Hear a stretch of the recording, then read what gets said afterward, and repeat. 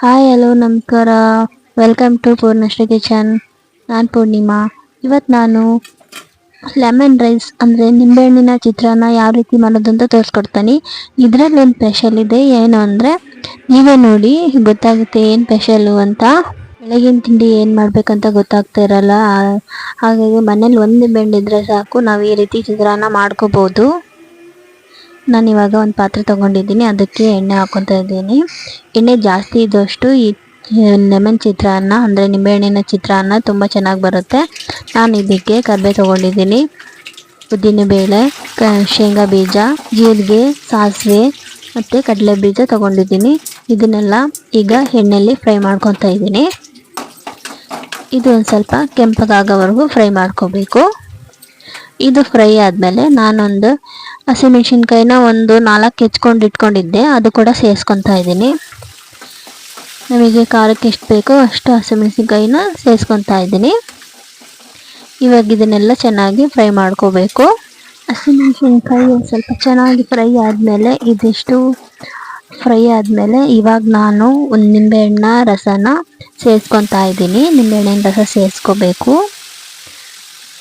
ನಾನು ಒಂದು ದೊಡ್ಡ ಗಾತ್ರದ ನಿಂಬೆಹಣ್ಣು ತೊಗೊಂಡಿದ್ದೀನಿ. ಮನೆಯಲ್ಲಿ ಒಂದು ನಿಂಬೆಹಣ್ಣು ಇದ್ದರೆ ಸಾಕು, ಬೆಳಗ್ಗೆ ಲಂಚಿಗೆ ಏನು ಮಾಡೋದು ಅಂತ ಗೊತ್ತಾಗ್ತಾ ಇರಲ್ಲ. ಈ ಥರ ಒಂದು ಅನ್ನ ಮಾಡ್ಕೊಂಡ್ಬಿಟ್ಟು ಈ ಥರ ಬೇಗ ಒಂದು 10 ನಿಮಿಷದಲ್ಲಿ ರೆಡಿಯಾಗೋಂತಹ ಚಿತ್ರಾನ್ನ ಮಾಡಿಕೊಂಡ್ರೆ ತುಂಬ ಚೆನ್ನಾಗಿರುತ್ತೆ. ಇವಾಗ ನಾನು ಅರಿಶಿನ ಪುಡಿ ಹಾಕ್ಕೊತಾ ಇದ್ದೀನಿ. 1 ಸ್ಪೂನ್ ಅರಿಶಿನ ಪುಡಿ ಸೇರಿಸ್ಕೊಂಡಿದ್ದೀನಿ. ಹಾಗೆ ರುಚಿಗೆ ತಕ್ಕಷ್ಟು ಉಪ್ಪು ಕೂಡ ಸೇರಿಸ್ಕೊತಾ ಇದ್ದೀನಿ. ಇದನ್ನು ಒಂದು ಸ್ವಲ್ಪ ಮಿಕ್ಸ್ ಮಾಡಿ ಒಂದು 5 ನಿಮಿಷಗಳ ಕಾಲ ಹುರ್ಕೊಳ್ಳೋಣ. ಇದು ಇವಾಗ ರೆಡಿ ಆಯಿತು. ಅನ್ನ ಕೂಡ ರೆಡಿ ಮಾಡ್ಕೊಂಡಿದ್ದೆ, ಅನ್ನ ಕೂಡ ಸೇರಿಸ್ಕೊಂಡಿದ್ದೀನಿ.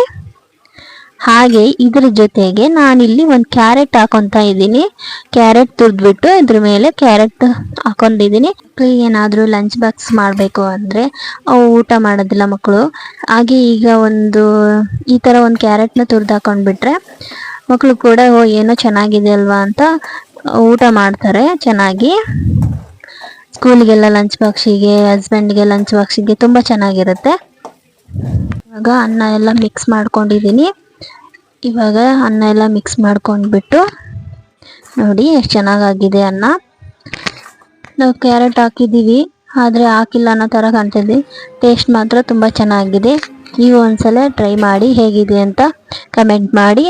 ಹಾಗೆ ವಿಡಿಯೋ ಇಷ್ಟ ಆದರೆ ಲೈಕ್ ಮಾಡಿ, ಸಬ್ಸ್ಕ್ರೈಬ್ ಮಾಡ್ಕೊಳ್ಳಿ. ಇನ್ನು ಹೊಸ ವೀಡಿಯೋಸ್ನ ಶೇರ್ ಮಾಡ್ತಾ ಇರ್ತೀನಿ. Thank you.